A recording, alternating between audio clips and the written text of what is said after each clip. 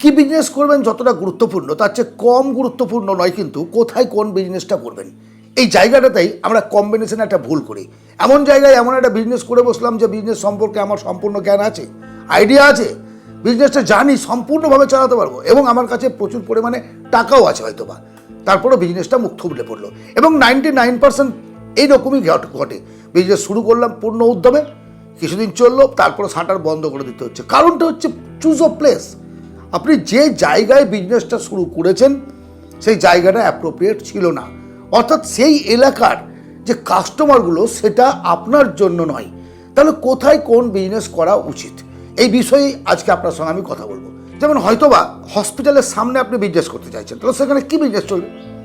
এক ওষুধের দোকান, হসপিটালের জিনিসপত্রের সামগ্রী, মেডিসিনাল সামগ্রী যেগুলো, আর হচ্ছে খাবারের দোকান। এর বাইরে যদি সেখানে আপনি অন্য কোনো দোকান করতে চান, আবার টি স্টল হসপিটালের সামনে চলবে, কিন্তু সেখানে আপনি একটা দারুণ ঝাঁ চকচকে পার্ক করলেন, বড় একটা রেস্টুরেন্ট করলেন, ভাই সেখানে আপনার কিন্তু চলবে না। স্কুলের সামনে বা কলেজের সামনে কিসের দোকান চলবে? একটা টিফিন হাউস, আইসক্রিমের দোকান চলবে, স্টেশনারির দোকান চলবে, বই খাতা পেন পেন্সিল, বিদ্যার্থীদের যে পড়াশোনা করেন, আর কি পোশাকের যদি দোকান সেখানে করতে চান তাহলে সেখানে আপনাকে করতে হবে ইউনিফর্মের দোকান, স্কুল ইউনিফর্মের দোকান। আপনার পাড়ার ভেতরে বা গ্রামের ভেতরে বা শহরের মধ্যে যে বসতিপূর্ণ এলাকা সেখানে যে বিজনেস চলে সেটা হচ্ছে গ্রসারি, মুদিখানার ব্যবসা চলবে, লন্ড্রির ব্যবসা চলবে খুব ভালোভাবে। বাইপাসের ধারে, রাস্তার ধারে কি বিজনেস চলবে?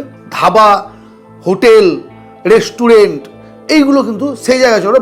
রানিং গাড়ি চলছে, থামবে, খাবে, উঠবে, বসবে। আপনি যদি অফিসের সামনে কোনো দোকান করতে চান, কোনো একটা অফিসের সামনে, সেখানে আপনাকে টিফিন হাউস করতে হবে, লাঞ্চের দোকান করতে হবে। টিফিন হাউস করলেন, টি স্টল করলেন, কফি স্টল করলেন, দারুণ চলবে।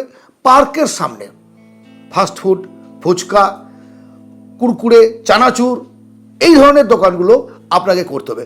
আপনি যদি বাস স্ট্যান্ডে কোনো দোকান করতে চান, সেখানে আপনি হোটেল করুন, টিফিন হাউস করুন, সেখানে রুটি, পরোটা, তরকারি খাওয়ান এবং পানীয় ব্যবস্থা করুন সেখানে, অর্থাৎ ড্রিঙ্কিং ওয়াটারের সঙ্গে আপনি হয়তো হালকা কিছু খাবার, মুখরোচক কিছু খাবার, ছোটো কিছু খাবার যা দ্রুত খাওয়া যায় এমন ধরনের দোকান। স্টেশনের সামনেও তাই একটা খাবারের হোটেল চলবে, টি স্টল চলবে, কফি হাউস চলবে, ফাস্টফুডের দোকান চলবে।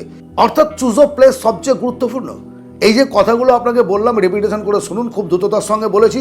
কোথায় কোন বিজনেস করবেন এই বিষয়টি ভালোভাবে মাথার মধ্যে ভরে নিন, তা না হলে কিন্তু আপনার সব কিছু শেষ হয়ে যাবে। আপনি বিজনেস জানলেও বিজনেসের গতিটাকে এগিয়ে নিয়ে যেতে পারবেন না।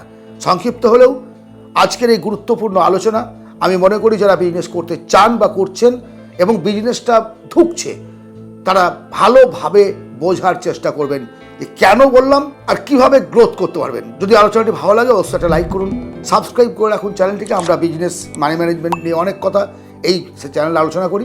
অন্তত 5 জনকে শেয়ার করুন আপনার খুব প্রিয়জনদের কাছে যারা বিজনেস করবো এরকম কথা ভাবছে।